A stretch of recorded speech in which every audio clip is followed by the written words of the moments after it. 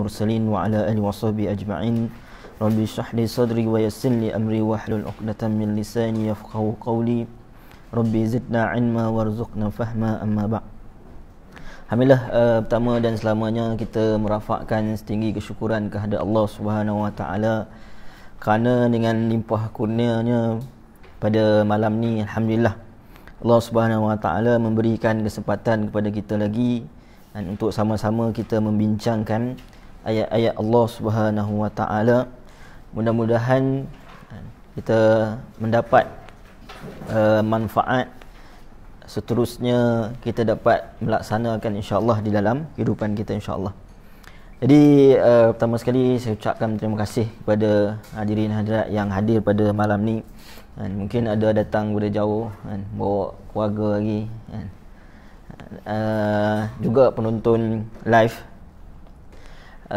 Hari ini insya-Allah kita akan menamatkan ataupun siri yang terakhir untuk ciri-ciri ibadur rahman ni kan. Di dalam suratul Furqan pada akhir ayat iaitu bermula pada ayat 72 hingga 77 insya-Allah. Jadi suka untuk saya mulakan perbincangan kita malam ni, kalau boleh kita mula dengan bacaan dulu, boleh? Boleh. Jadi kita baca dulu ayat sama-sama insya-Allah. Bermula ayat 72 hingga 77 insya-Allah. Muka surat dalam mushaf muka surat 366. Insya-Allah mudah-mudahan dengan bacaan Allah Subhanahu Wa Taala kira sebagai amal soleh dan juga kita mendapat keberkatan dalam majlis ni insya-Allah.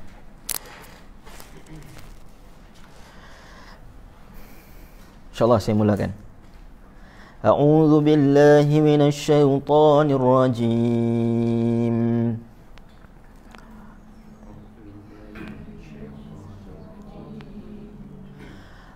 والذين لا يشهدون الزور وإذا مروا باللغو مروا كراما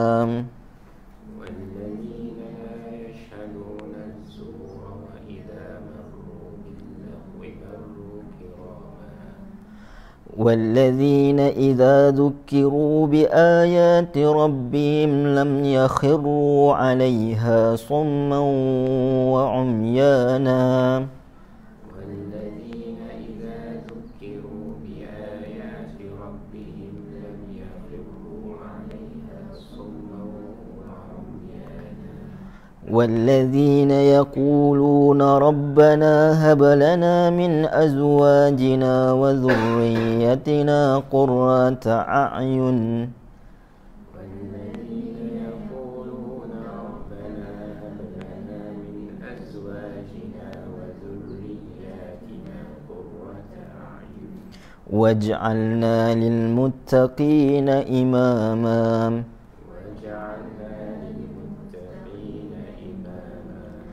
أولئك يجزون الغرفة بما صبروا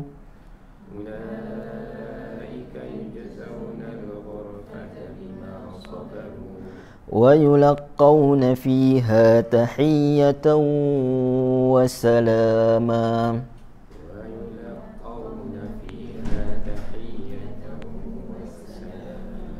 خالدين فيها حسنت مستقرا ومقاما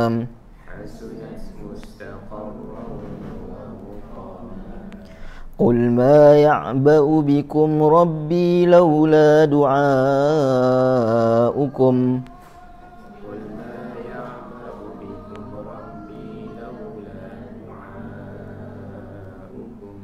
فقد كذبتم فسوف يكون لزاما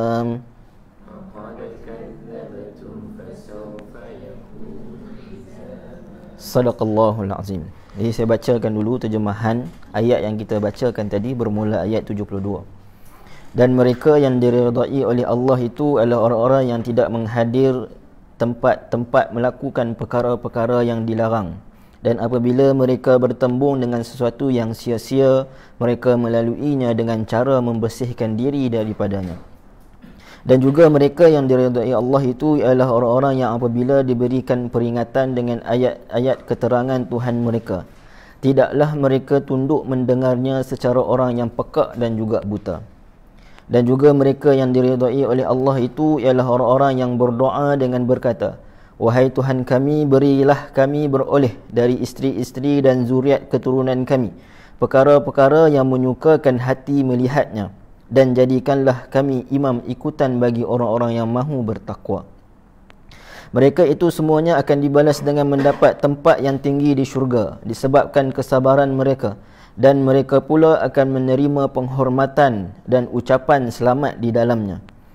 Mereka kekal di dalam syurga itu. Amatlah eloknya syurga menjadi tempat penetapan dan tempat tinggal.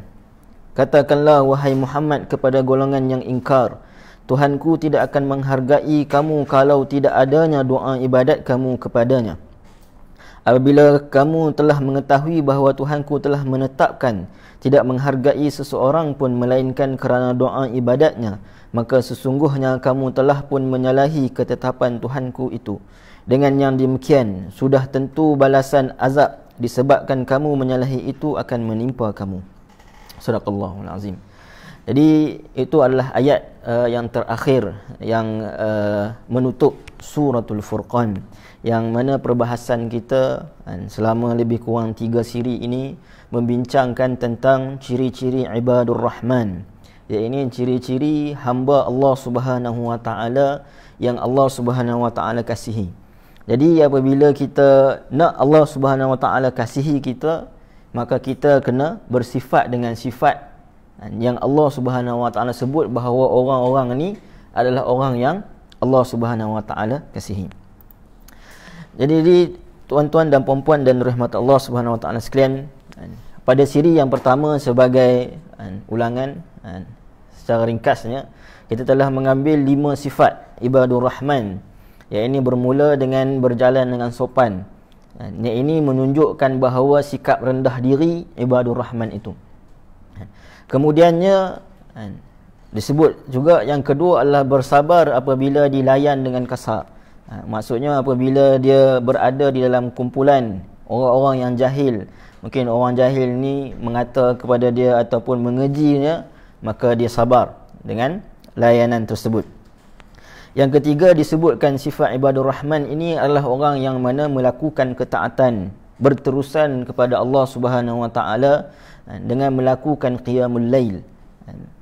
Dan yang keempat disebutkan bahawa ibadur rahman ini mereka yang berdoa kepada Allah Subhanahu wa taala untuk dijauhkan daripada azab api neraka, menunjukkan bahawa walaupun mereka melakukan kebaikan diri sendiri, sifatnya baik, melakukan kebaikan kepada orang lain dengan sabar dengan tingkah laku mereka, juga melakukan kebaikan taat kepada Allah Subhanahu wa taala, tapi mereka masih simpan rasa takut. Ya, ini takut-takut Allah Subhanahu wa taala tak terima amalan yang dilakukan.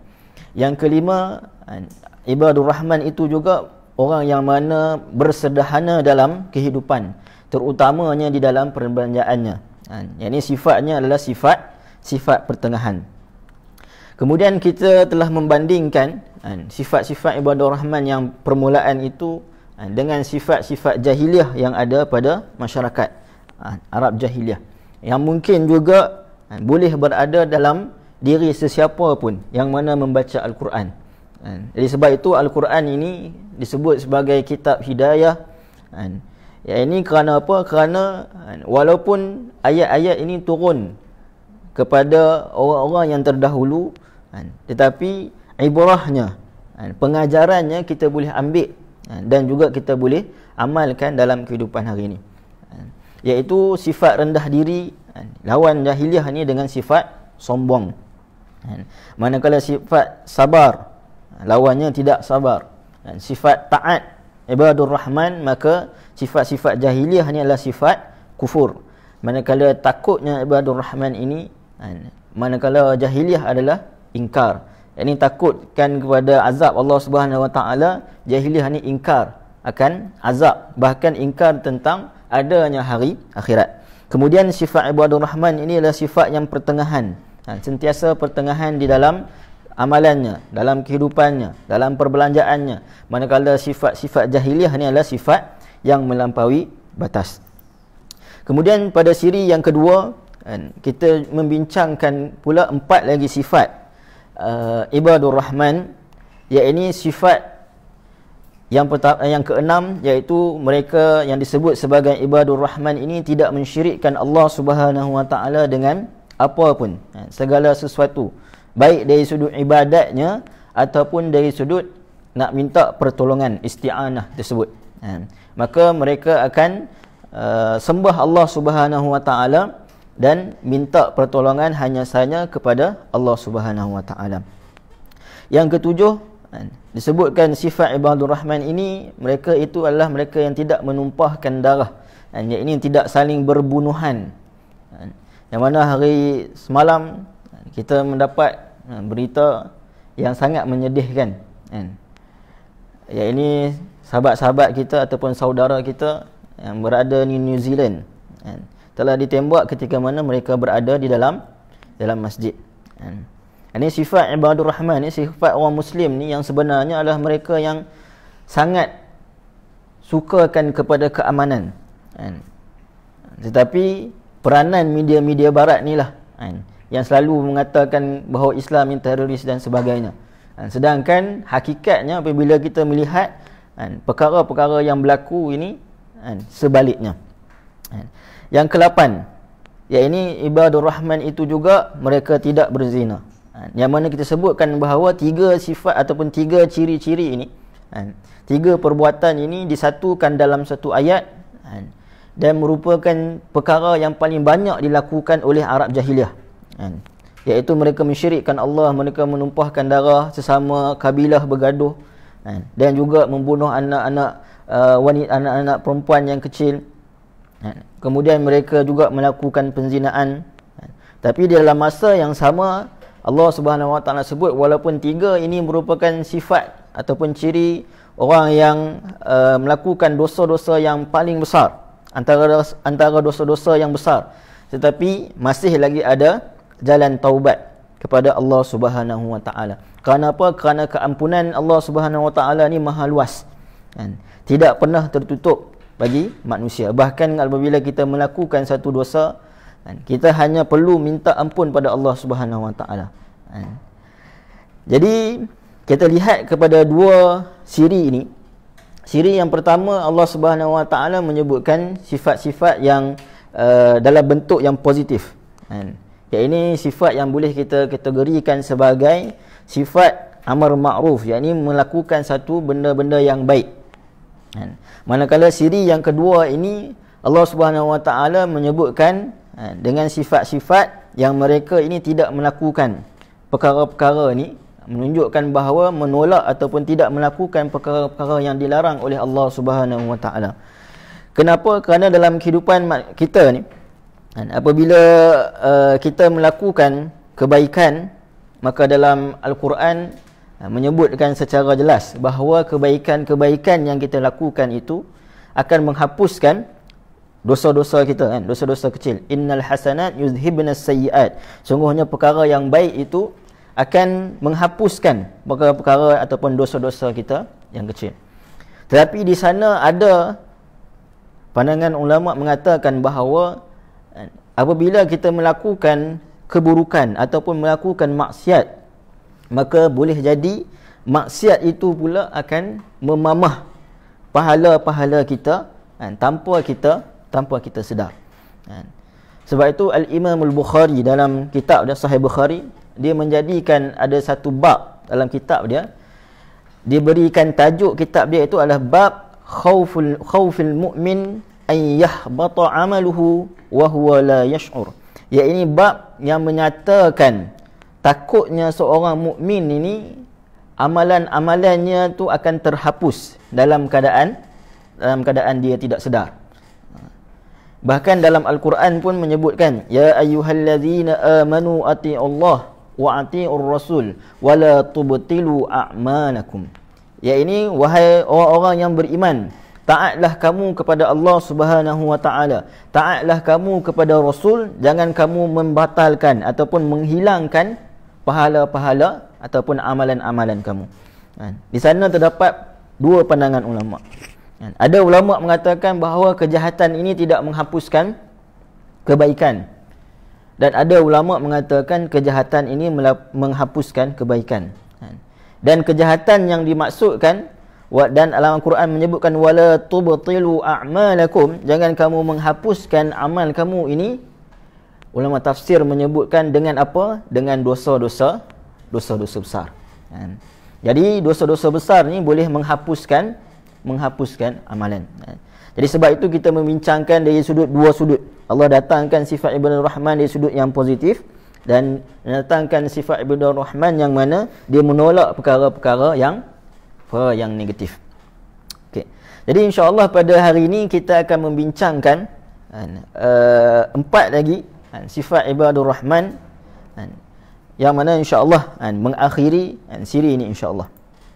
Okey, baik. Yang ke-10, sifat Ibadur Rahman yang ke-10 yang disebutkan oleh Allah Subhanahu wa taala. Allah Subhanahu wa taala sebut walladzina la yashhaduna az-zur. Dan mereka yang diridai oleh Allah itu ialah orang-orang yang tidak menghadiri ke tempat-tempat melakukan perkara-perkara yang dilarang oleh Allah Subhanahu wa taala. Yang mana perkataan yashhadun berasal daripada perkataan syahidah. Yang mana perkataan syahidah ini merujukkan kepada dua makna. Kata ulama, ada yang menyebutkan ia membawa maksud hudur, yakni hadara, yakni dia menghadirkan diri. Manakala perkataan syahadah yang lagi satu merujuk kepada saksi, yang ini kita sebut syahadah, iaitu bersaksi.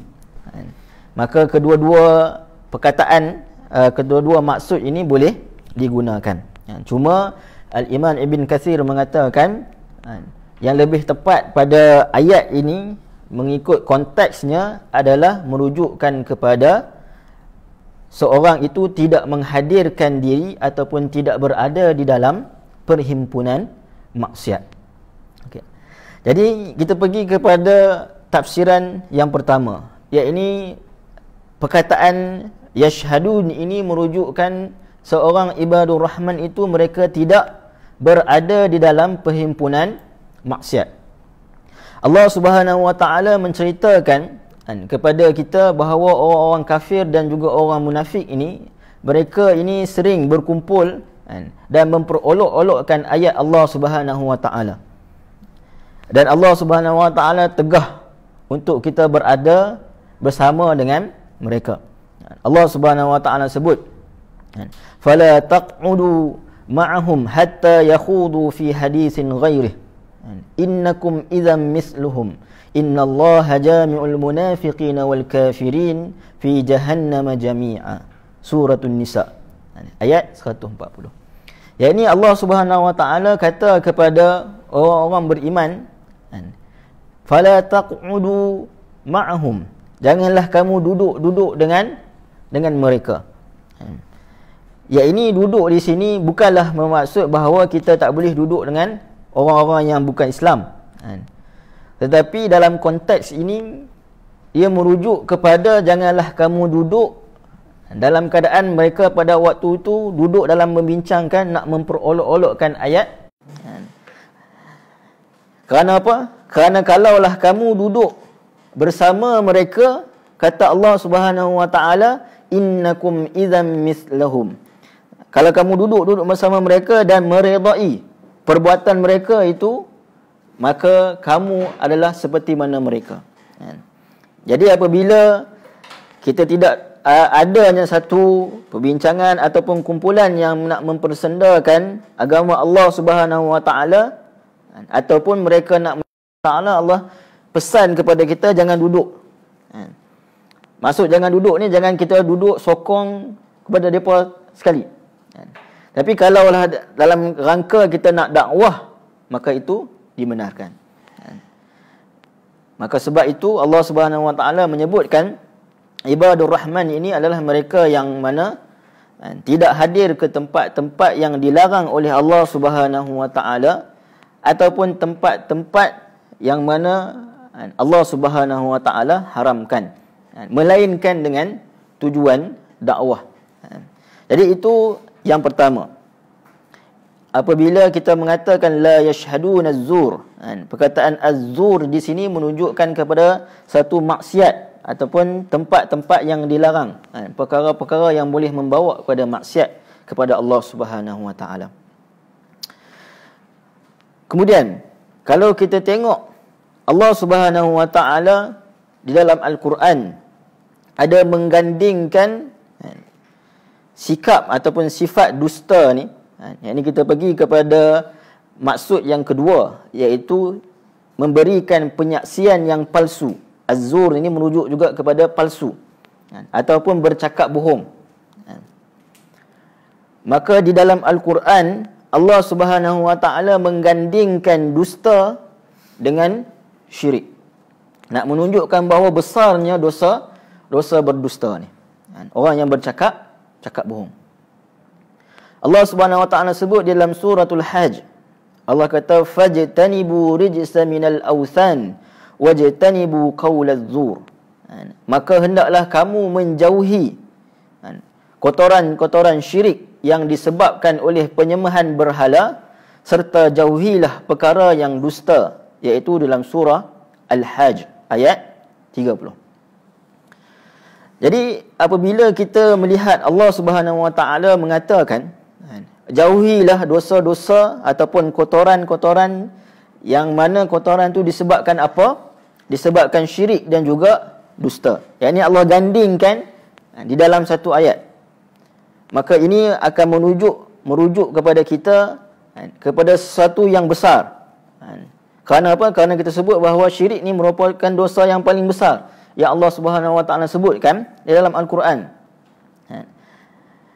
Dan sebab itu Al-Imam Az-Zahabi rahimahullah, seorang ulama hadis, meninggal pada 748 Hijrah. Di dalam kitab dia telah menyusun satu kitab yang diberi nama kitab Al-Kabair, iaitu dosa-dosa besar. Ada lebih kurang 76 dosa-dosa besar. Disebutkan bahawa orang yang memberikan kesaksian palsu ini, dia sebenarnya bukan melakukan satu dosa. Bahkan dia telah melakukan 4 dosa sekaligus.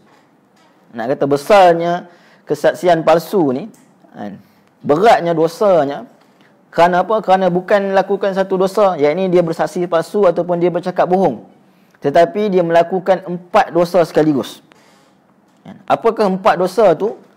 Yang pertama, iaitu tuduhan palsu dia itu merupakan satu dosa besar dah. Allah Subhanahu Wa Taala sebut di dalam surah Ghafir. Allah kata innallaha la yahdi man huwa musrifun kazzab. Ya, ini Allah Subhanahu Wa Taala tak akan memberi hidayah bagi orang yang melampaui batas dan juga orang yang mendustakan. Orang yang berbuat dusta. Maka tuduhan palsu itu telah menjadikan dosa ini sebagai dosa besar.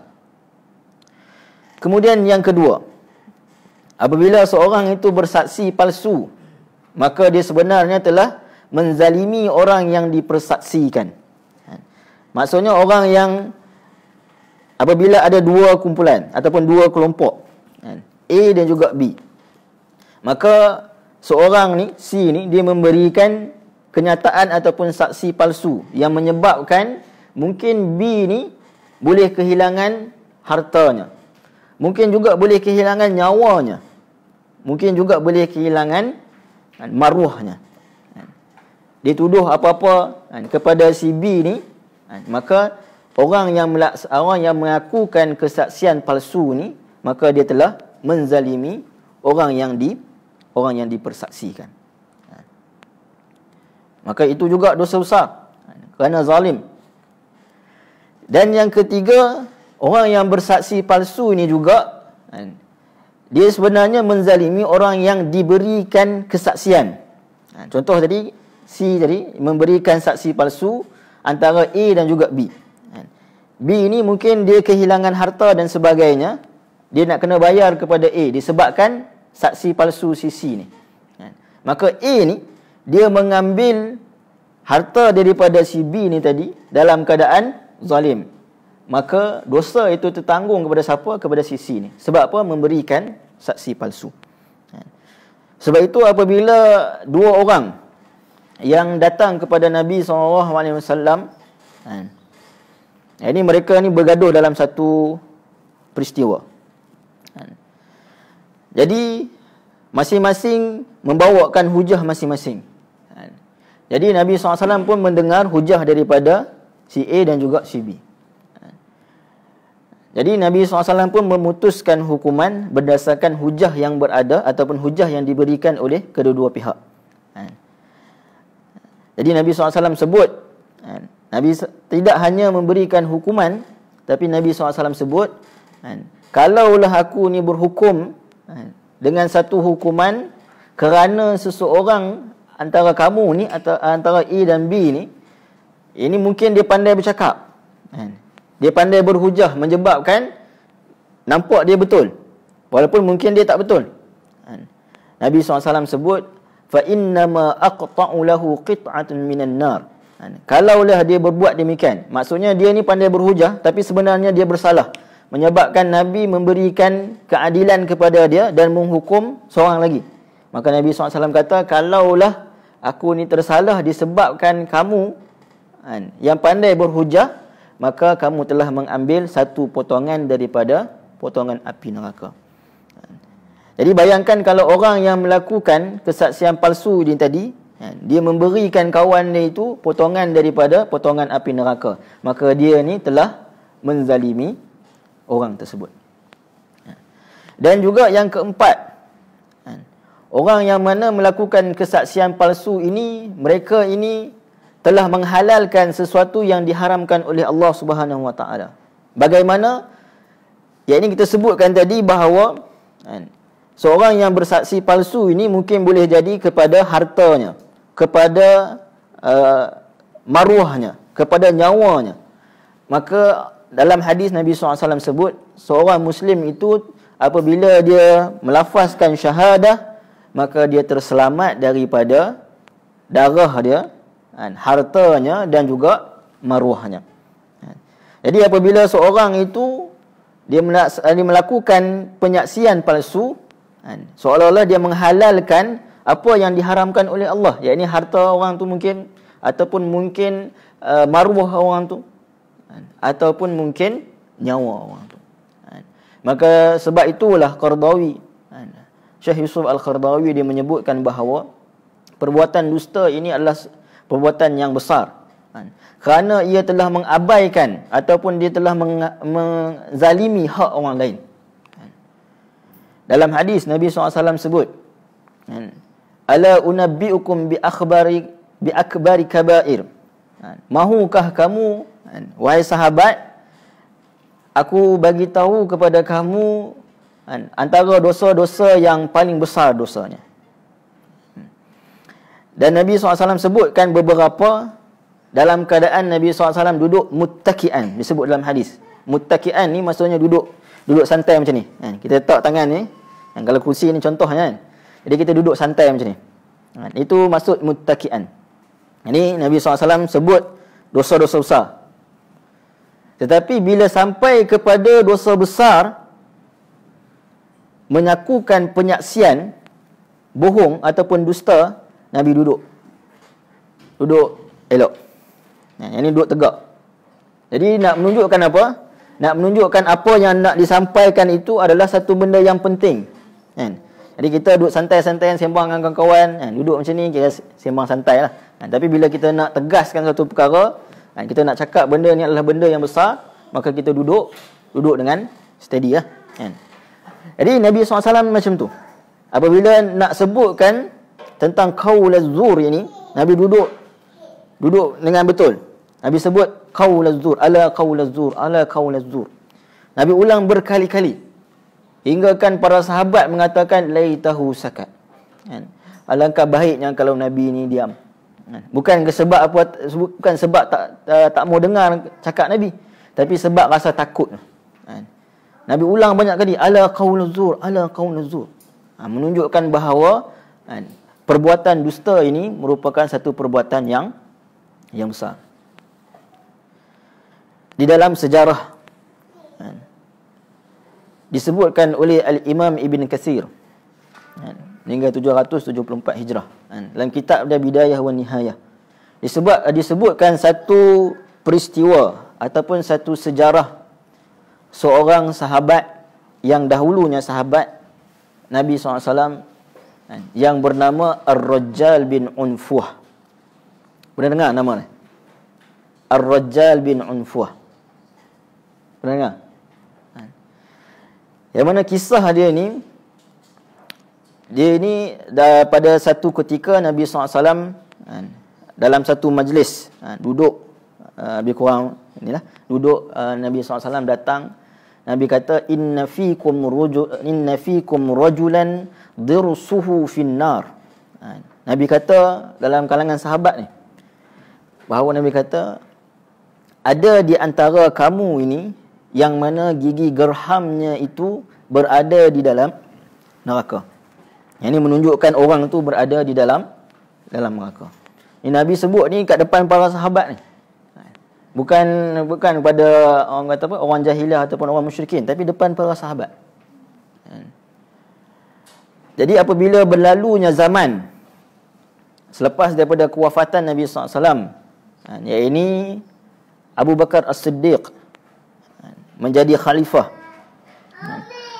pada waktu ni tidak tinggal di antara orang yang berada dengan Nabi ketika mana Nabi sebut hadis tu, kecuali 2 orang sahaja tinggal, iaitu Abu Hurairah radhiyallahu an dan juga Ar-Rajjal bin Unfuh ni.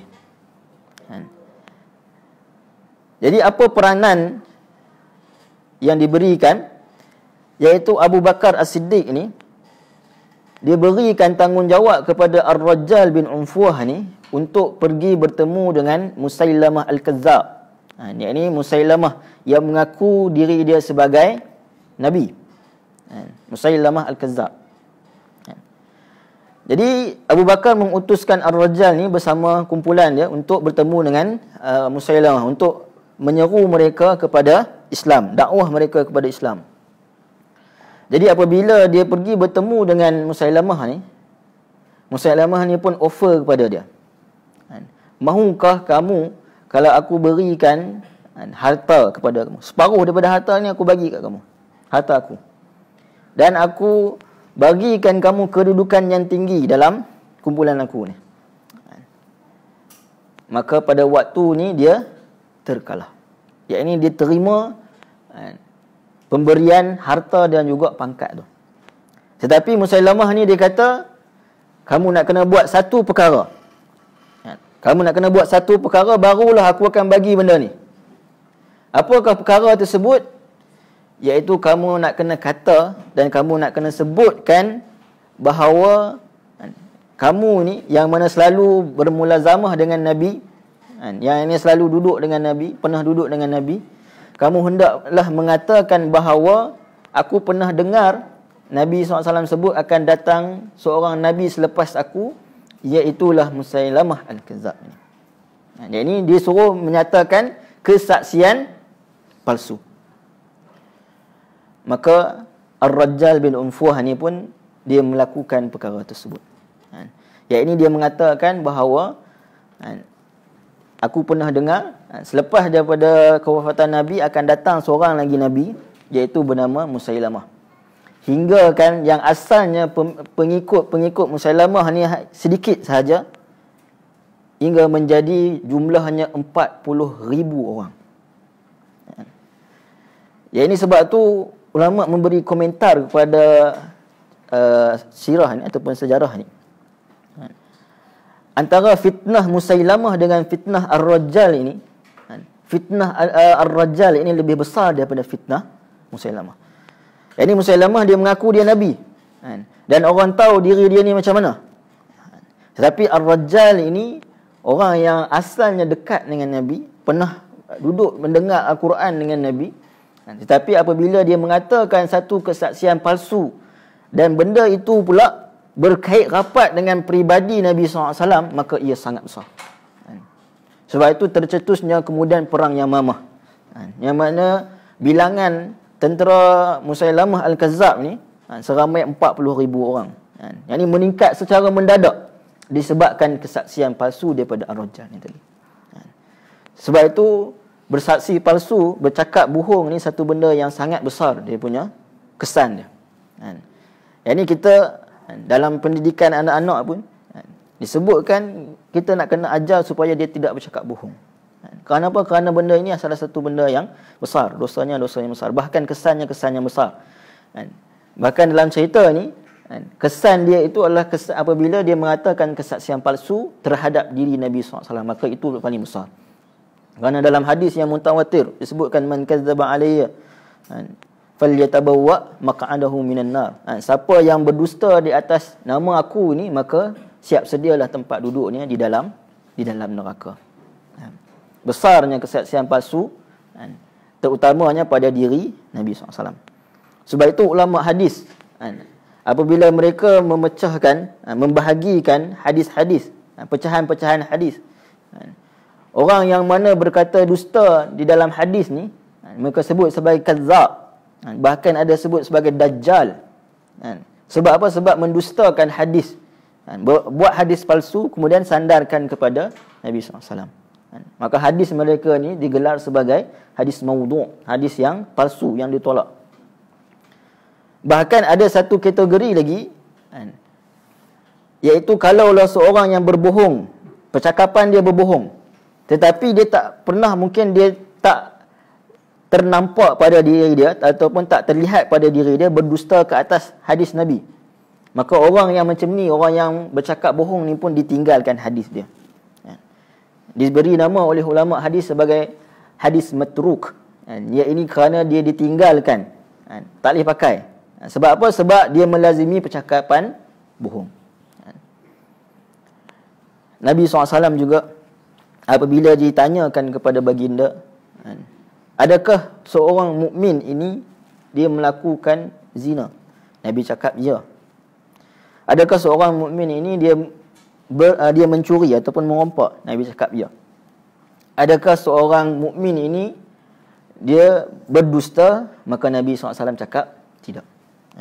Maksudnya apa? Maksudnya seorang mukmin ini mungkin disebabkan dia terkalah dengan nafsu dia, mungkin dia melakukan zina, mungkin dia merompak, mencuri. Tetapi seorang mukmin tu, kata Nabi, dia tidak akan sesekali pernah berbohong. Kerana besarnya dosa bohong ni. Dan juga Allah Subhanahu Wa Taala menyebutkan apabila memberi saksi bohong itu merupakan dosa besar.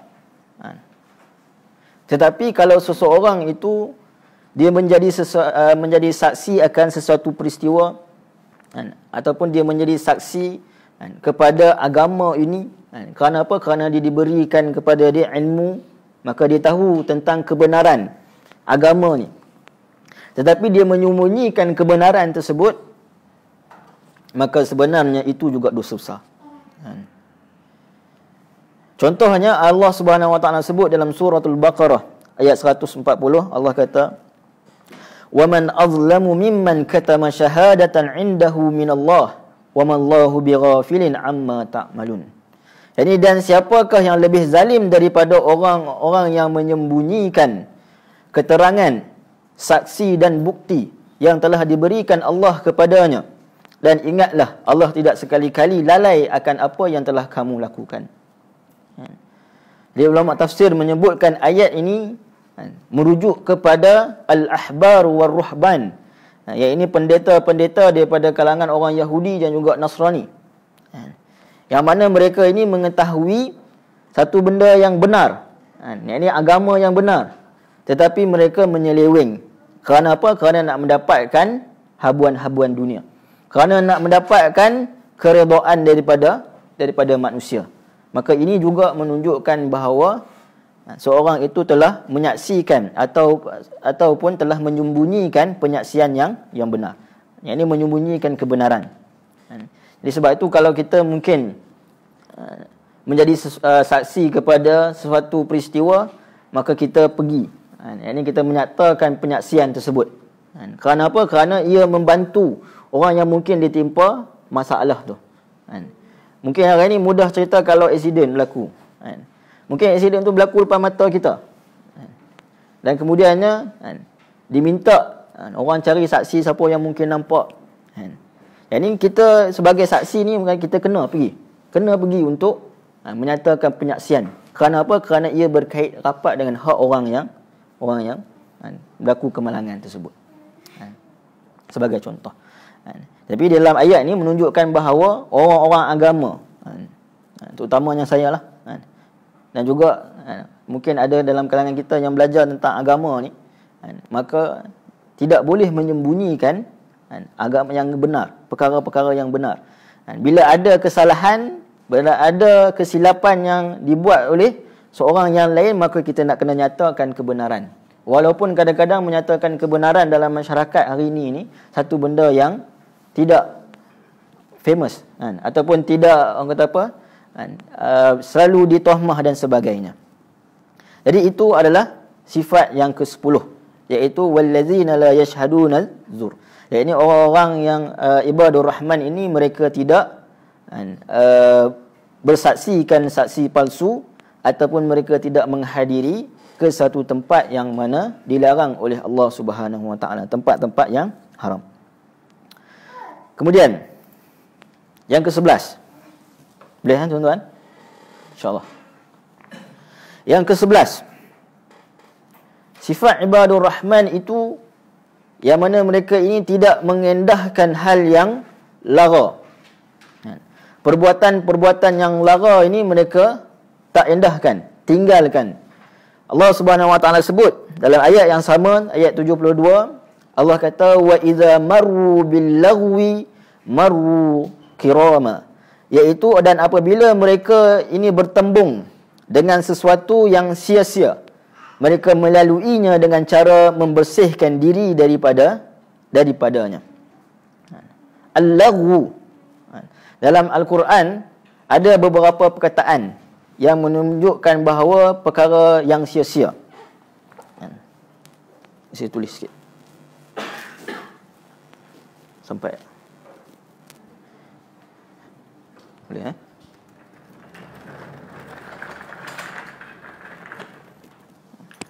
biasa papan kat sana. Okey, tak apa. Yang pertama ada yang disebut sebagai al-lahu dengan ha. Yang kedua al-la'ibu, dan yang ketiga al-lahu. Okey. Ya, ini tiga-tiga perkataan ni, iaitu al-lahu, al-la'ibu dan juga al-lahu, yang ini menunjukkan kepada perkara-perkara yang sia-sia ataupun perkara yang tidak membawa manfaat. Cumanya dia ada perbezaan yang dakik, perbezaan yang sangat terperinci. Iaitu kalau kita sebutkan al-lahu, ini yang pertama, al-lahu ini menunjukkan kepada satu perkara yang menyibukkan kita, satu benda yang sia-sia, yang menyibukkan kita daripada perkara yang sebenarnya yang sepatutnya kita lakukan. Contohnya Allah Subhanahu Wa Taala sebut alhaakumut takasur. Yang ini berkata alha tu merujuk kepada al-lahu, iaitu satu perkara yang mana benda itu benda yang sia-sia, dan kesia-siaannya itu menyebabkan kita terleka, yakni terlepas daripada perkara yang sebenarnya penting bagi kita. Ini alhaakumut takasur, Allah Subhanahu Wa Taala sebut. Yakni perkara sia-sia itu telah menarik kamu, iaitu at-takatsur. Ya, ini kamu nak memperbanyakkan harta dan juga anak pinak. Maka apabila sering kamu memikirkan perkara tersebut, dia telah melalaikan kamu, telah menarik kamu daripada memikirkan tentang akhirat kamu, memikirkan tentang amal kamu. Maka itu disebut sebagai al-lahwu. Manakala al-la'ibu yang kedua, maka ia menunjukkan perkara yang sia-sia yang dilakukan tanpa ada tujuan yang jelas. Ini buat satu benda saja-saja, tak ada tujuan. Maka ini yang disebut sebagai al-la'ibu. Manakala al-laghwu ini disebutkan adalah satu perkataan yang mana tidak ada faedah, yang mana tidak ada kebaikan dan tidak ada di dalamnya zikir ataupun mengingati Allah Subhanahu wa taala. Jadi apabila Allah Subhanahu wa taala sebut wa idza marru bil lagwi marru kirama, iaitu apabila mereka berjalan mungkin bertembung dengan perkara yang sia-sia, merujukkan mungkin ada kumpulan-kumpulan yang bercakap-cakap tentang satu benda yang sia-sia, yang tak bawa manfaat, yang tak mengingatkan kita tentang hari akhirat, yang tak mengingatkan kita tentang tujuan hidup kita di atas muka bumi ini, iaitu beribadah pada Allah Subhanahu wa taala, maka itu adalah perkataan al-laghwu yang sia-sia. Jadi Allah Subhanahu wa taala sebut sikap ibadur rahman ini apabila mereka berlalu ataupun bertembung dengan perkara yang sia-sia ini, maka mereka akan lalu dalam keadaan kirama, iaitu dalam keadaan mulia. Ini mereka membersihkan diri daripada terjebak bersama dengan perkara yang batil tersebut. Sebab apa? Sebab mereka merasai berharganya masa mereka daripada nak duduk buat perkara yang sia-sia.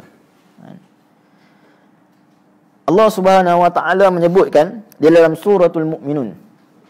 Allah kata qad aflahal mu'minun allazina hum fi salatihim khashi'un.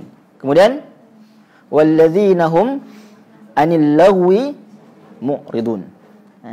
Yani Allah Subhanahu wa taala sebut bahawa berjayanya orang mukmin itu apabila mereka ni solat khusyuk. Dan kemudiannya mereka ini menjauhkan diri daripada perkara-perkara yang tidak mengingatkan mereka kepada Allah Subhanahu wa taala. Kenapa susunan ayat ni sedemikian? Kalau kita tengok di dalam surah Al-Ma'un, Allah Subhanahu wa taala sebut apa? Fawailul lil musallin allazina hum an salatihim sahun. Jadi perkataan allazina hum perkataan an di sini menunjukkan bahawa mereka ini telah lalai perkara-perkara yang di luar solat tu. Yang ni di luar solat tu yang mereka lalaikan menyebabkan mereka ni tidak boleh khusyuk. Sebab apa? Kalau Allah Subhanahu wa taala sebut allazina hum fi salatihim, maknanya boleh kata semua orang berada dalam kecelakaan. Sebab apa? Sebab kita solat, kita tahulah diri kita kan. Mungkin kadang solat awal-awal itu khusyuk, sekali teringat kat mana tak kunci kan. Nasi tadi ayam tak bawa keluar kan, lupa duduk dalam peti ais sebagai contoh kan. Tapi Allah Subhanahu wa taala sebut an salatihim, iaitu perkara-perkara yang di luarnya tu kan. Bahkan apabila disebutkan khashi'un tadi dalam surah Al-Mu'minun, Allah kait ataupun dekatkan dengan allazina hum 'anil lagwi mu'ridun. Kerana apa? Kerana perbuatan yang lara, perkataan-perkataan yang lara inilah yang sebenarnya akan menyebabkan kita susah untuk mendapatkan khusyuk.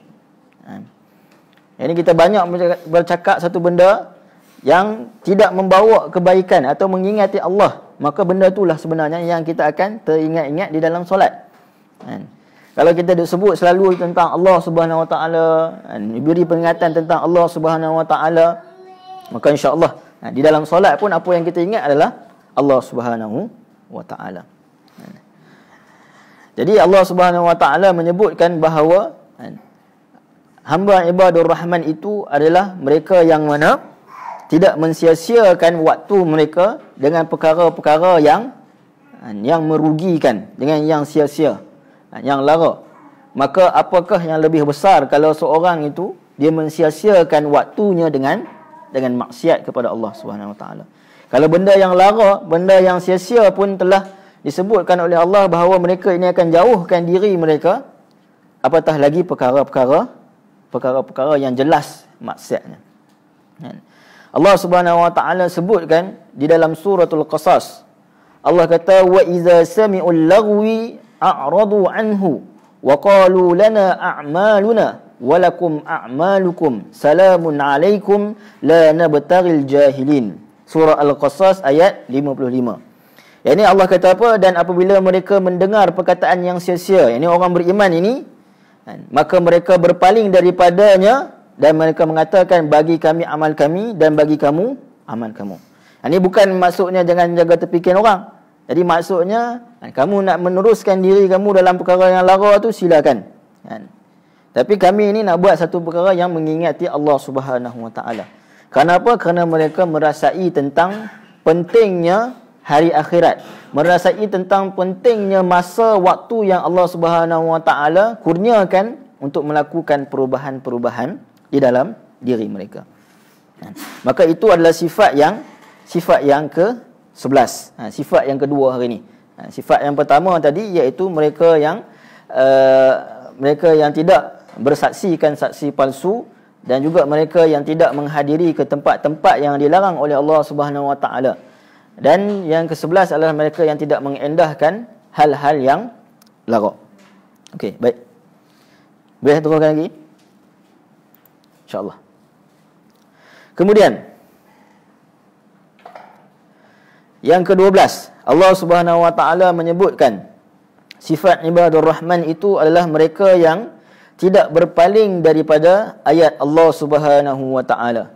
Yakni mereka menjawab panggilan ataupun mereka mendengar ayat-ayat Allah Subhanahu wa taala ni, mereka tunduk mendengar, patuh kepada ayat-ayat Allah Subhanahu wa taala. Ini Allah Subhanahu wa taala sebut walladzina idza dzukkiru biayati rabbihim lam yakhiru 'alaiha summan wa umyanan. Dan juga mereka yang diridai oleh Allah itu ialah orang-orang yang apabila diberikan peringatan dengan ayat-ayat keterangan Tuhan mereka, tidaklah mereka tunduk mendengarnya secara orang-orang yang pekak dan juga buta. Yang ini Allah Subhanahu wa taala menyebutkan bahawa ibadur rahman, ciri yang ke-12-nya adalah mereka yang tidak berpaling daripada ayat Allah Subhanahu wa taala. Apa itu ayat Allah Subhanahu wa taala? Ayat Allah Subhanahu wa taala ni terbahagi kepada dua.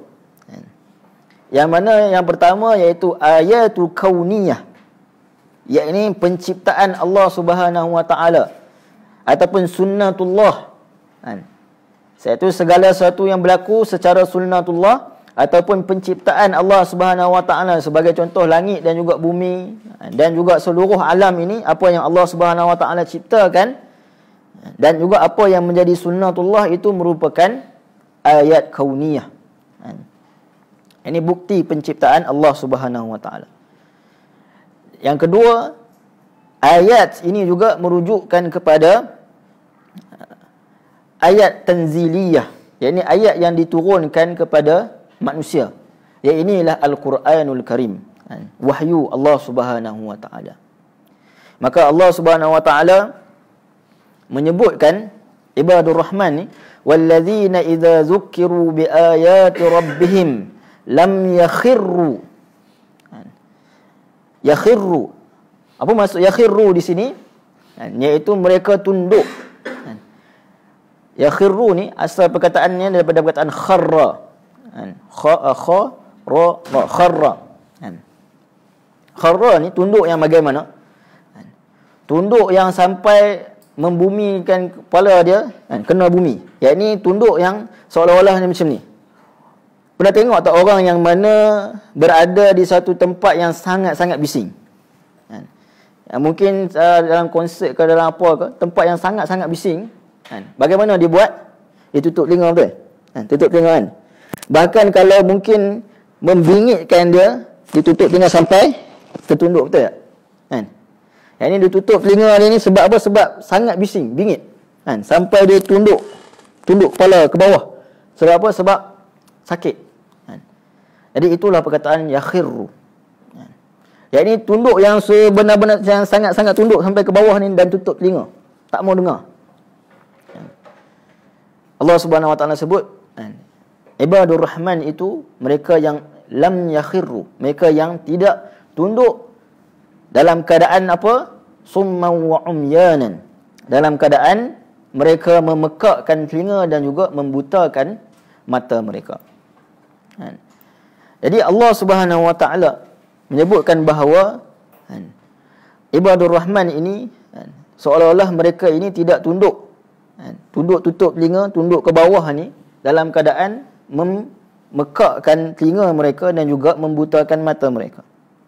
Dalam ayat Al-Quran, Allah Subhanahu wa taala sering kali menyebutkan tentang mereka yang tak mahu beriman ni, mereka ini menutupkan telinga, menutupkan mata mereka kan. Dalam Al-Baqarah pun ada menyebutkan summun bukmun umyun kan. Cuma kalau kita perasan, kenapa banyak kali dan setiap kali Allah Subhanahu wa taala nak menyebutkan sifat orang yang mana menolak, berpaling daripada ayat Allah Subhanahu wa taala ni, Allah akan mulakan dengan sikap mereka summun. Yakni mereka memekakkan telinga. Summun bukmun umyun. Ini summan wa umyanan. Kenapa pekak?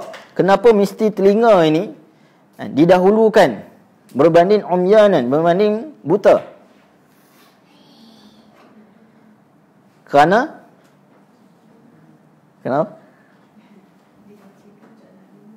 Sebab dibacakan ayat tu dengar kan.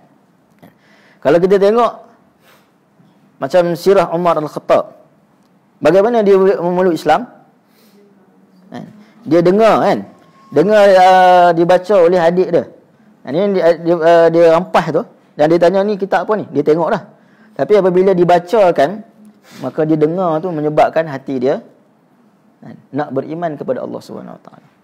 Yang menunjukkan bahawa telinga kita ni, pendengaran kita ni adalah deria yang paling ataupun panca indera yang paling penting dalam untuk nak menerima ilmu itu dan juga nak menerima hidayah daripada Allah Subhanahu Wa Taala. Telinga ni. Sebab itu apabila Allah Subhanahu Wa Taala menyifatkan tentang mereka yang tak mahu beriman ataupun mereka yang mana mendengar kalam Allah Subhanahu Wa Taala kemudian mereka mengubahnya. Allah kata afatatma'una an yu'minu lakum wa qad kana fariqun minhum yasma'una kalam Allah summa yuharrifunahu min ba'di ma aqaluhu wa hum ya'lamun. Ini Allah Subhanahu Wa Taala sebut dalam surah Baqarah. Ini kamu nak menaruh harapan kepada orang-orang Yahudi yang mana mereka ini mendengar, tahu, dengar, yasma'una kalam Allah, tetapi apa yang mereka buat? Summa yuharrifunahu min ba'di ma aqul. Ini mereka kemudiannya telah mengubah, telah menyelewengkan wahyu-wahyu yang diturunkan oleh Allah Subhanahu Wa Taala.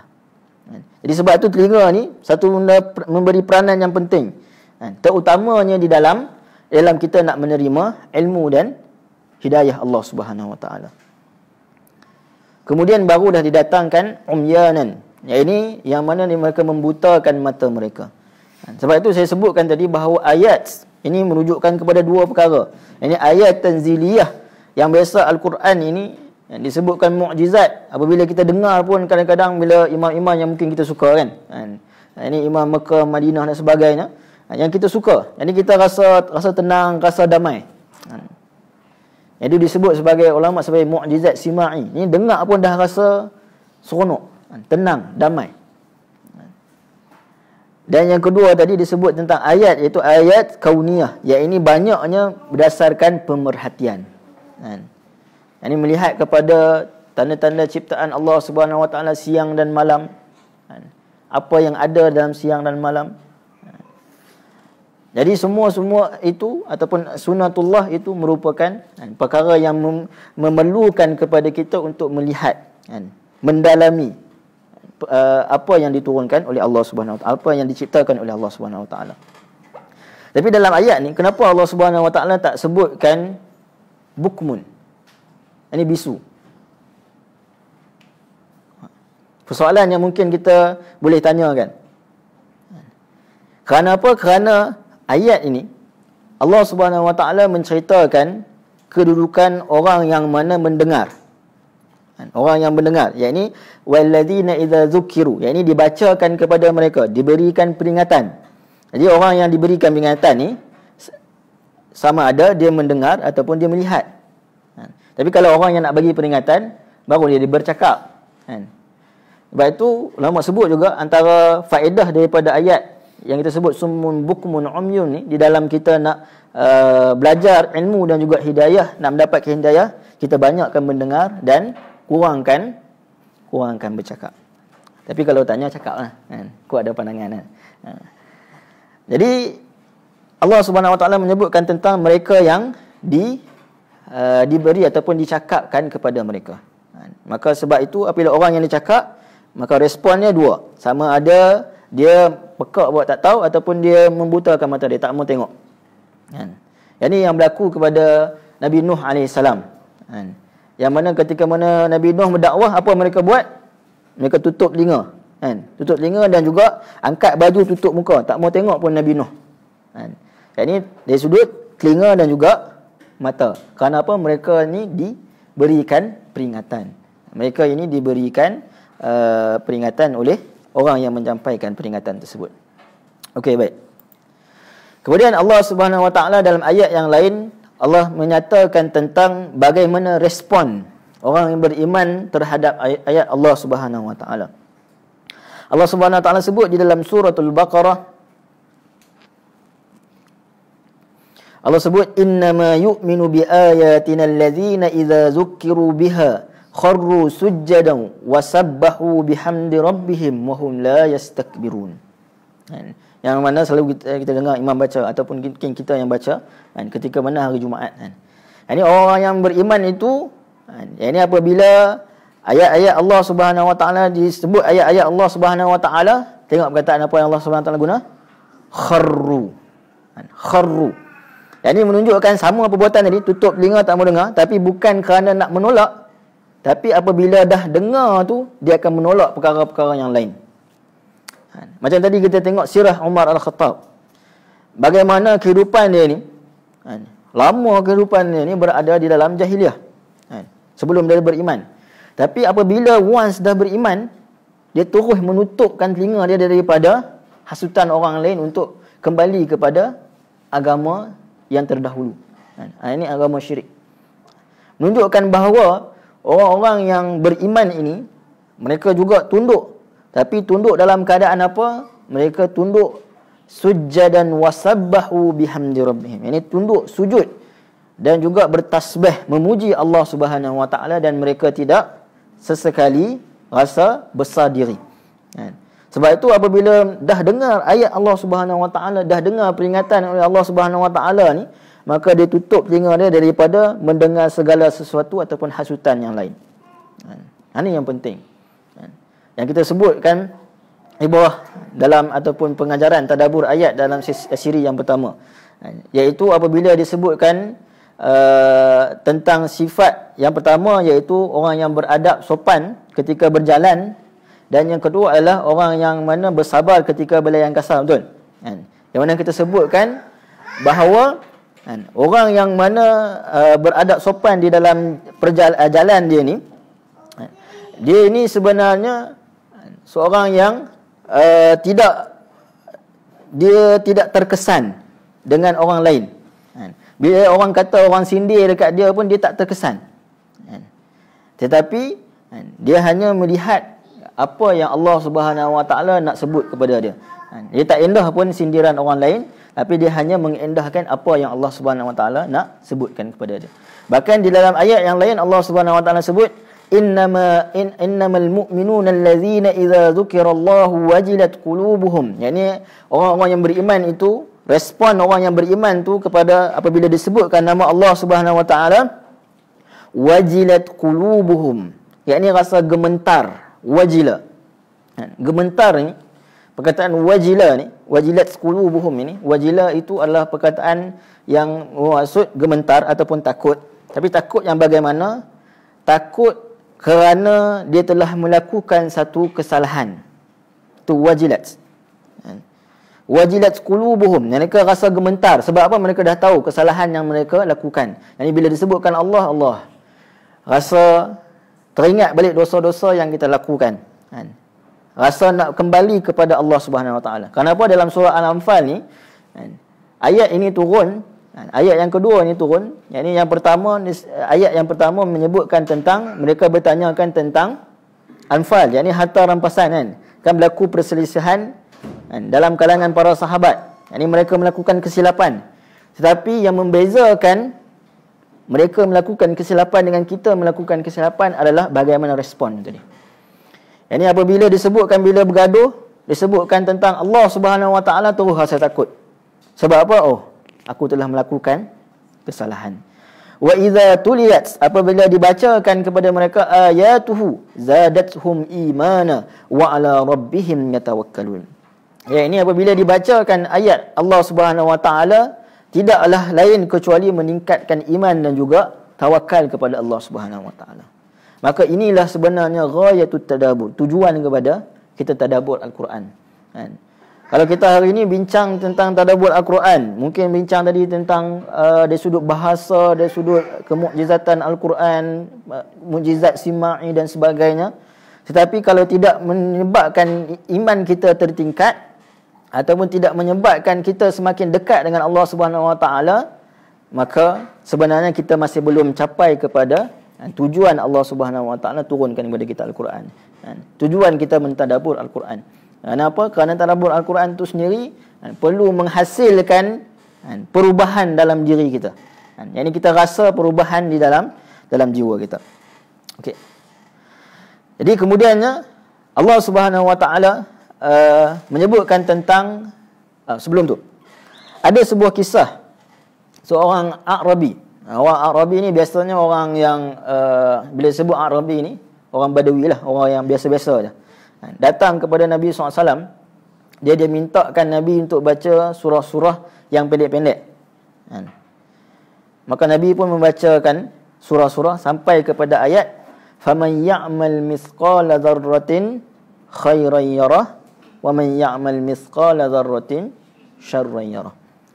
Maka disuruh Nabi SAW cukup, berhenti. Apa dia kata? Dia kata berdasarkan ayat ni dia tahu bahawa setiap daripada amalan itu maka akan dibalas berdasar kadar amalan tersebut. Yang ni berapa besar amalan tersebut, maka ganjaran ataupun balasannya itu juga berdasarkan amalan tersebut. Jadi apabila Arabi ni cakap benda tu, sahabat ni jadi takjub. Kerana apa? Kerana ni orang biasa je. Tapi bila Nabi SAW sebut tu, seolah dia faham benda tu. Jadi kemudian dia berlalu, Nabi sebut kepada sahabat, innahu faqih. Dia ni adalah seorang yang faqih, orang yang mengerti tentang agama. Padahal dia orang biasa je. Bukan orang yang belajar tinggi ataupun orang yang selalu dekat dengan Nabi, sahabat yang dekat dengan Nabi. Kerana apa? Kerana kefakihan itu adalah apabila kita menyedari dan juga kita nak ambil ayat tu dan juga beramal.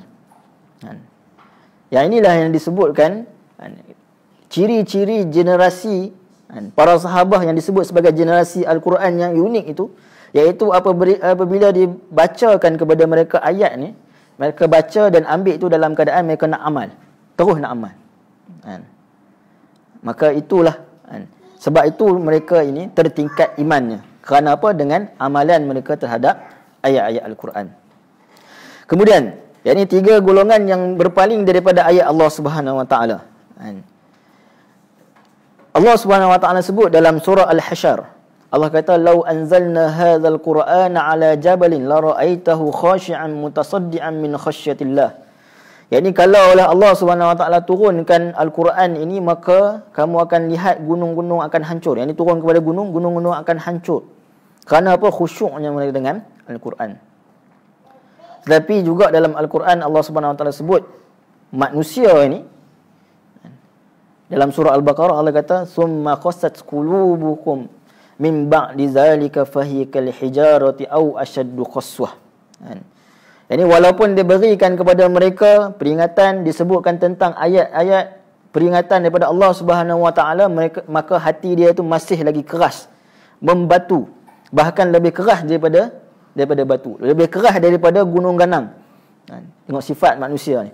Maka Allah Subhanahu Wa Taala sebutkan tentang 3 golongan yang mana mereka ini berpaling daripada ayat Allah Subhanahu Wa Taala.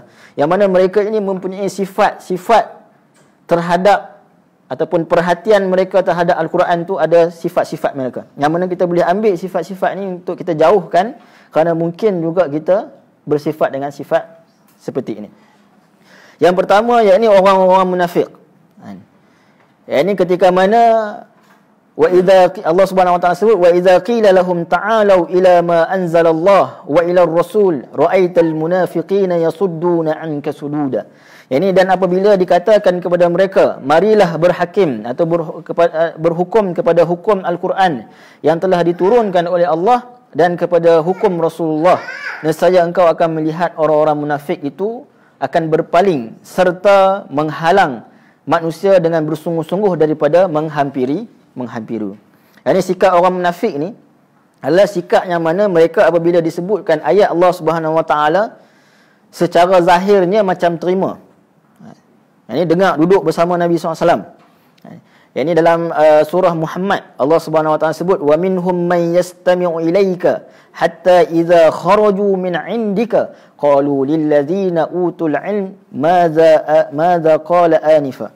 Ini Allah Subhanahu Wa Taala sebut dalam surah Muhammad. Allah kata, ya ini wa minhum, ini dalam kalangan mereka ini ada yang mana duduk dengar bersama kamu. Ini orang munafik ni duduk dengar Nabi SAW sebut, membacakan ayat-ayat Al-Quran.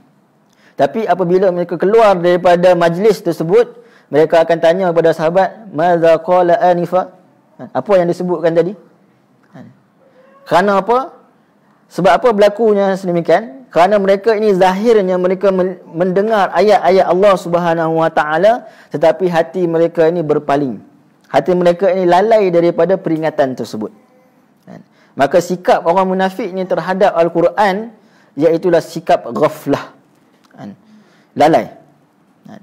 Ya, ini mereka dibacakan ayat Quran, mereka duduk bersama Nabi, dengar Nabi sebutkan ayat Quran, tapi tak ambil indah tentang apa yang dibaca. Menyebabkan apa? Disebabkan hati mereka lalai. Ini ciri yang pertama, yang mana kita mesti jauhkan daripada diri kita. Ini mungkin kita dibacakan Al-Quran dan mungkin kita sendiri yang membaca Al-Quran, tetapi kadang-kadang hati kita lalai daripada peringatan-peringatan yang Allah Subhanahu Wa Taala sebutkan dalam Al-Quran. Maka itu adalah ciri orang munafik. Kemudian yang kedua, Allah Subhanahu Wa Taala sebut wa man azlamu mimman dzukira bi ayati rabbih fa'arada 'anha wa nasiya ma qaddamat yadah inna ja'alna 'ala qulubihim akinnatan aw an yafqahu wa fi adhanihim waqra wa in tad'uhum ila al-huda falan yahtadu idzan abada. Dan tidaklah orang yang lebih zalim daripada orang yang diberikan peringatan dengan ayat-ayat Tuhannya lalu ia berpaling daripadanya dan lupa akan apa yang telah dilakukan oleh kedua tangannya. Sesungguhnya disebabkan kami jadikan tutupan berlapis-lapis atas hati mereka, menghalang mereka daripada memahaminya, yakni memahami ayat Al-Quran. Dan pada telinga mereka penyumbat. Dan jika engkau menyuruh mereka kepada petunjuk, maka dengan keadaan yang demikian mereka tidak sekali-kali akan beroleh hidayah petunjuk selama-lamanya. Yang ini Allah Subhanahu Wa Taala menyebutkan tentang sifat orang-orang yang kafir. Yang ini apabila disebutkan ayat Allah Subhanahu Wa Taala, apabila Nabi SAW sebut ayat Allah Subhanahu Wa Taala, maka mereka ni tolak mentah-mentah. Kalau orang munafik tadi dia dengar juga, tapi dengar dalam keadaan ghaflah, lalai hati dia. Tapi orang kafir ni apabila dibacakan ayat-ayat Allah Subhanahu Wa Taala, dia tolak terus, tak mau terima. Ini menunjukkan sikap apa? Sikap takabur. Jadi sikap ataupun sifat yang kedua yang patut kita jauhi diri kita apabila kita berada di hadapan ayat Allah Subhanahu Wa Taala adalah kita menjauhkan diri kita daripada sifat ataupun sikap takabur. Jadi dalam surah As-Sajdah pun sebutkan wahum la yastakbirun. Yang ini mereka ini tidak takabur, tidak membesar diri di hadapan ayat Allah Subhanahu Wa Taala. Yang ini kita nak rasakan bahawa Al-Quran ni datang dengan petunjuk dan kita memerlukan petunjuk walaupun kita ni dah kita katakan dalam agama Islam. Dan kita merasai diri kita perlukan petunjuk tu. Jadi kita tak takabur dengan Allah Subhanahu Wa Taala. Kemudian yang ketiga Allah Subhanahu Wa Taala sebut orang yang ketiga, golongan yang ketiga iaitu orang yang fasik. Ini mereka ini kata Allah Subhanahu wa taala, wa anihkum bainahum bima anzalallah wa la tattabi' ahwa'ahum wahdharhum an yaftinuka an ba'di ma anzalallahu ilaik fa in tawallaw fa'lam annama yuridu Allah an yusibahum bi ba'di dhunubihim wa inna katsiran minan nasi lafasiqun. Hendaklah engkau menjalankan hukum di antara mereka dengan apa yang telah diturunkan oleh Allah. Janganlah engkau menurut kehendak hawa nafsu mereka, dan berjaga-jagalah supaya mereka tidak memesongkanmu dari sesuatu hukum yang telah diturunkan oleh Allah Subhanahu wa taala. Jadi kesimpulan daripada orang fasik ni adalah apabila mereka disebutkan ayat Allah Subhanahu wa taala, mereka menggunakan fikiran. Jadi kalau orang munafik tadi, mereka disebutkan ayat Allah Subhanahu wa taala tapi hati mereka ghaflah. Akal pun dah tak ambil peduli dah tentang apa yang nak disebutkan oleh Allah Subhanahu wa taala. Tapi orang yang fasik ni, orang yang melazimi dosa ni, orang yang mana disebutkan ayat Allah Subhanahu wa taala dan dia gunakan fikirannya, oh mungkin ada betulnya apa yang dicakap, cuma apa yang menjadi penghalang bagi diri dia iaitu syahwat dia. Ini yang ketiga, sifat yang ketiga nak kena jauhi diri kita apabila berada di hadapan Al-Quran, di hadapan ayat Allah Subhanahu wa taala adalah kita menjauhi syahwat kita. Ini apabila Allah Subhanahu wa taala sebut tentang riba sebagai contohnya, dijauhkan dengan riba, maka kita duk fikir kalau nak ambil loan riba ni tengok lagi murah berbanding loan Islamik contohnya. Maka pada waktu ni kita nak kena jauhkan syahwat kita, rasa nafsu keduniaan kita. Pilih benda yang Allah Subhanahu wa taala redha. Okey. Baik, kemudiannya sifat yang terakhir yang disebutkan oleh Allah Subhanahu wa taala iaitulah mereka ibadur rahman ini, mereka yang mendoakan untuk isteri, zuriat dan juga keluarga kaum kerabat mereka. Wallazina yaquluna rabbana hab lana min azwajina wa dhurriyyatina qurrata a'yun waj'alna lil muttaqina imama. Ini mereka yang wallazina yaqulun, mereka yang mengatakan, yang mengangkat tangan berdoa kepada Allah Subhanahu wa taala, menyebutkan kurniakanlah kami isteri-isteri dan juga anak-anak yang boleh menjadi penyujuk mata. Waja'alna lil muttaqina imam, dan jadikanlah kami imam ikutan bagi orang-orang yang mahu bertakwa.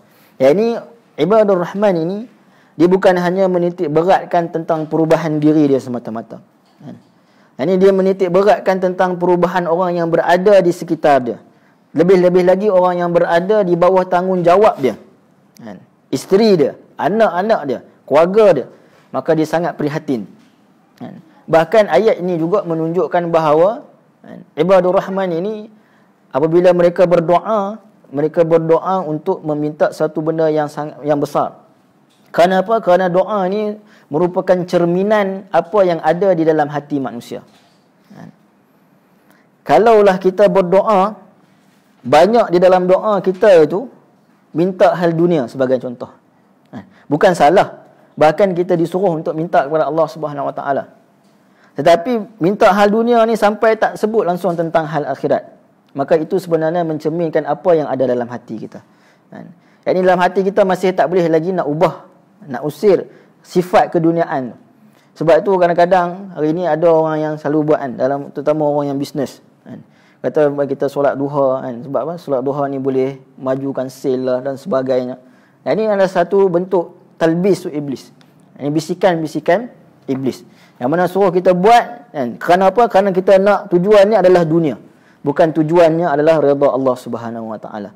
Maka cerminan ibadur rahman ini apabila mereka berdoa, perkara yang memberi yang mereka perhatikan, mereka yang telah mengambil alih perhatian mereka, iaitu mereka berdoa kepada Allah Subhanahu wa taala tentang perkara yang melibatkan akhirat mereka. Dalam ayat yang sebelum ni kan kita sebutkan wallazina yaquluna rabbana srif 'anna 'azab jahannam inna 'adzabaha kana gharama. Ibadur rahman mendoakan dengan doa yang bagaimana? Iaitu mendoakan Allah Subhanahu wa taala untuk dijauhkan daripada azab api neraka. Di sini didoakan untuk mendapat anak dan juga zuriat yang soleh. Kerana apa? Kerana itulah akan menjadi bekalnya di akhirat. Bahkan disebut waja'alna lil muttaqina imam. Dan ini menjadi imam, ikutan bagi orang-orang yang bertakwa. Jadi Allah Subhanahu wa taala menyebutkan sifat ibadur rahman yang terakhir ini adalah mereka yang mendoakan untuk isteri dan juga zuriat dan juga keluarga mereka, dengan meminta kepada Allah Subhanahu wa taala untuk dijadikan mereka ni qurrata a'yun. Yang mana di dalam Al-Quran ada dua, Allah Subhanahu wa taala sebut dengan qurrata a'yun ni dengan dua cara yang berbeza. Yang pertama, Allah Subhanahu wa taala sebut qurrata a'yun dengan ta al-marbutah, ta bulat tu. Yang kedua adalah qurrata a'yun, yang ini dengan ta disebut ta tanis. Yang mana Rabbana hab lana min azwajina, ayat yang kita baca tadi adalah dengan ta marbutah. Manakala dalam surah Al-Qasas Allah Subhanahu wa taala sebut wa qalat imra'atu fir'aun qurratu 'ainin li walak la taqtuluhu 'asa an yanfa'ana aw nattakhizahu waladan wa hum la yash'urun. Yang ayat ini menceritakan isteri Firaun, yang ini disebutkan nama Asiyah. Yang ini ketika mana datang tabut, yang ini satu bekas yang mana dalam tu ada Nabi Musa alaihissalam. Bila dia ambil Nabi Musa tu, maka dia minta kepada Firaun untuk tak dibunuh Nabi Musa. Sebab apa? Dia kata boleh jadi qurratu ainin li, ya ini menjadi penyejuk mataku. So apa beza qurratu dengan tak marbutah dengan qurratu dengan tak yang taknis yang terbuka? Ya ini qurratu dengan tak marbutah ini adalah penyejuk mata yang mana kita tidak nampak hasilnya di depan mata ketika mana kita berdoa. Jadi waktu kita berdoa, kita tak pasti lagi, mungkin kita tak nampak lagi kesannya terhadap orang yang kita doa tu. Mungkin anak kita dan juga mungkin isteri kita. Yang ni kita doa kepada Allah Subhanahu wa taala, dalam keadaan mungkin anak kita dan juga isteri kita masih lagi belum dimustajabkan doa kita tu. Qurratu, sebab tu tertutup, dalam keadaan tertutup, ta marbutah tertutupan. Tapi qurratu dengan tak taknis dengan yang terbuka ni, dia menunjukkan bahawa Asiyah ni dia nampak Musa, dan apabila dia jaga Musa tu, maka dia nampak menjadi penunjuk mata dia, dan dia nampak kesan tu betul. Yang ini menjadi penunjuk mata dia. Nak sebutkan bahawa di sini ibadur rahman, mereka ini sentiasa akan melazimi doa walaupun mungkin kesan dia tak nampak pada ketika tu. Ini sentiasa doa. Mungkin kita kata, kenapa Allah tak makbulkan doa aku? Doa dah banyak kali dah. Tapi ibadur rahman ini mereka yang sentiasa doa. Yaqulun, bahkan dalam fi'al mudhari'. Yang ini dalam keadaan sentiasa, maksudnya sentiasa berdoa walaupun tak nampak kesan tu depan mata kita. Maka inilah sifat-sifat ibadur rahman. Maka Allah Subhanahu wa taala sebut pada ayat-ayat yang terakhir, Allah Subhanahu wa taala sebut ulaika yujzaunal ghurfata bima sabaru wa yulaqawna fiha tahiyatan wa salama khalidina fiha hasunat mustaqarran wa muqama. Itu mereka itu semua akan dibalas dengan mendapat tempat yang tinggi di syurga disebabkan kesabaran mereka, dan mereka pula akan menerima penghormatan dan ucapan selamat dan di dalamnya. Mereka yang kekal dalam syurga itu amatlah elok syurga menjadi tempat penentapan dan tempat tinggal. Allah Subhanahu wa taala sebut ulaika yujzaunal ghurfah. Ghurfah ni dalam bahasa Arab adalah bilik. Jadi kenapa Allah kata diberikan bilik bagi ibadur rahman ni? Tuan-tuan tahu tu gambar apa tu? Tu. Itu gambar hotel 7 star. Dekat satu tempat yang bernama Azerbaijan. Nama hotel dia Full Moon. Tak tahu, saya tak pernah pergilah. Nabi Google ni lah, 7 star hotel. Kita ni apabila kita pergi ke hotel, kita nak duduk dekat lobi ke kita nak duduk dalam bilik? Mesti kita nak duduk dalam bilik kan? Tapi kalau yang mana yang kena bayar? Duduk kat lobi ke duduk kat bilik? Duduk dalam bilik kena bayar betul? Dan apabila kita duduk dalam bilik, maka kita akan dapat privacy, dan mungkin kita boleh lena, lihat, dan juga mungkin orang boleh hantar makanan dan sebagainya. Kenapa? Kena tu bilik kita dah bayar dah dengan harga dia. Mungkin kalau orang duduk kat lobi, mungkin tak payah bayar pun tak apa. Ini duduk saja ni boleh nampak. Ini Allah Subhanahu wa taala menyebutkan dengan bilik ni, ghurfah ni menunjukkan satu yang khusus. Bukan sekadar dimasukkan ke dalam syurga bagi orang yang ibadur rahman ni, tapi disediakan satu bilik yang di dalamnya khalidin, yakni kekal dalam keadaan tidak ada gangguan. Khalidin. Yang ni tak ada gangguan, yang ni tak privacy, sungguh-sungguh privacy. Khas untuk dia. Kalau orang tuan-tuan dapat bilik dalam hotel ni seronok, bagi percuma. Seronok. 7 star hotel. Yang apabila Allah Subhanahu Wa Taala nak bagi kepada kita bilik yang di dalam syurga Allah Subhanahu Wa Taala. Yang dikatakan di dalam syurga mengalirnya sungai-sungai, sungai susu, sungai kurma dan sebagainya. Maka itulah lebih nikmat. Dan Allah Subhanahu Wa Taala sebut hasunat mustaqarran wa muqamah. Inilah tempat yang paling baik untuk kita menetap dan tempat tinggal. Ingat kita sebut dalam siri yang pertama, Allah Subhanahu Wa Taala kata apabila Ibnu Rahman ni kata walladzina yaquluna rabbana asrif anna azab jahannam inna azabaha kana gharama innaha sa'at mustaqarran wa muqama. Neraka itu merupakan seburuk-buruk tempat untuk menetap dan tempat tinggal. Maka Allah Subhanahu Wa Taala sebut balas balik kata orang yang beriman kepada Allah Subhanahu Wa Taala disebabkan mereka takut kepada neraka tu, Allah Subhanahu Wa Taala bagi mereka ini duduk di dalamnya kekal tanpa gangguan, dan itulah tempat sebaik-baik tempat untuk menetap. Menetap ni duduk tinggal selamanya ataupun nak duduk sekejap sahaja. Kenapa? Kerana merasai nikmatnya di dalam syurga. Kemudian yang terakhir Allah Subhanahu Wa Taala menyebutkan ayat yang terakhir, qul ma ya'ba'u bikum rabbi laula du'aukum faqad kadzdzabtum fasawfa yakunu lizama. Katakanlah wahai Muhammad kepada golongan yang ingkar, Tuhanku tidak akan menghargai kamu kalau tidak adanya doa ibadat kamu kepadanya. Ya, ini orang-orang yang ingkar daripada peringatan Allah Subhanahu Wa Taala. Ingkar di sini menunjukkan kepada golongan musyrikin yang mana mengingkari Allah sebagai Ar-Rahman, mengingkari Allah, ketauhidan kepada Allah Subhanahu Wa Taala. Katakan kepada mereka, kalaulah tidak kerana doa Nabi SAW kepada mereka, maka niscaya Allah Subhanahu Wa Taala akan azab mereka pada waktu itu juga. Kita hari ini kalau kita tengok maksiat yang berada dalam sekeliling kita ni, maksiat yang telah dikumpulkan oleh semua generasi yang terdahulu. Contoh kaum Nabi Lut. Maksiat kaum Nabi Lut ada zaman kita. Maksiat kaum Nabi Shu'aib yang mana tipu dalam timbangan ada dalam kita.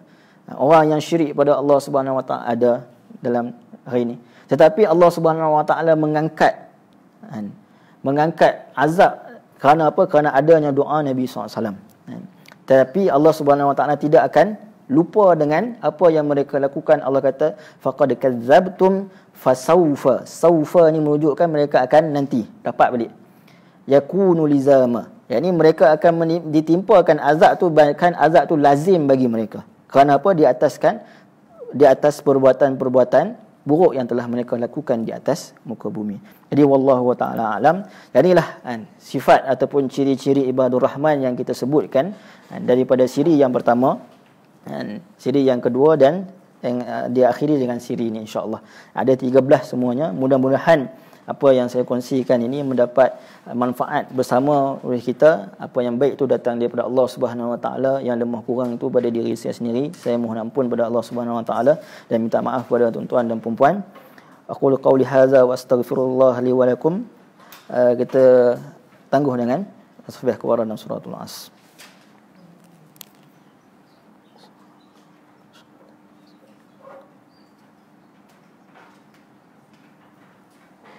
Assalamualaikum warahmatullahi wabarakatuh. Ada soalan? Sorry.